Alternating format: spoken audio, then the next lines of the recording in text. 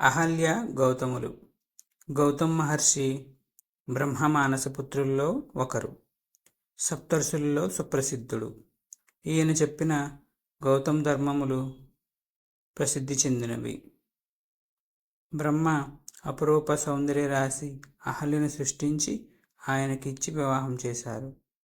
వీరికి శతానందుడు జన్మించాడు. ఈ వంశంలోనే చాలా కాలం తర్వాత కృపాచార్యులు, కృపి జన్మించారు. అహల్య గౌతములకు అంజన అనే కుమార్తె కూడా ఉన్నది. ఈమె ఆంజనేయ స్వామి యొక్క తల్లి. ఒకసారి భూమి మీద గొప్ప కరువు రాగా గౌతముడు గుప్పుడు ధాన్యాన్ని సృజించి ఆ ధాన్యాన్ని భూమిపై చల్లగా గొప్ప పంటలు పండి కరువు తీరింది. ఇది గిట్టని బ్రాహ్మణులు కొందరు అసూయతో ఒక మాయాగోవును సృష్టించి పంట పొలంలోకి వదిలారు. గౌతముడు దాన్ని అదిరించదలచి ఒక దర్భను విసిరాడు. అది గోవుకి తగిలి మరణించింది.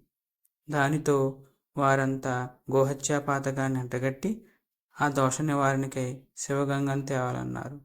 గౌతముడు తపస్సు చేసి శివుని మెప్పించి గంగను భూమిపై ప్రవహింపచేశారు.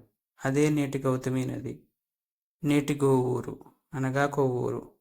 గోస్పాద క్షేత్రం ప్రసిద్ధి చెందిన స్థలం అదే. మనకి రాజమండ్రికి దగ్గరలో కొవ్వూరు. రాజమండ్రి నుంచి కొవ్వూరు వచ్చే దారిలోనే గోదావరి ఒడ్డున ఉంటుంది. చక్కగా గోదావరి ఒడ్డున శివాలయము, ఆంజనేయ స్వామి గుడి, సాయిబాబా గుడి అన్నీ ఉండి చాలా బాగుంటుంది. హాయ్ ఫ్రెండ్స్, మీకు ఎప్పుడైనా వీలు కుదిరినప్పుడు రాజమండ్రి నుంచి అలా కొవ్వూరు వెళ్ళి ఈ గోస్పాద క్షేత్రం చూసిరండి. హరే కృష్ణ, హరే కృష్ణ, హరే కృష్ణ.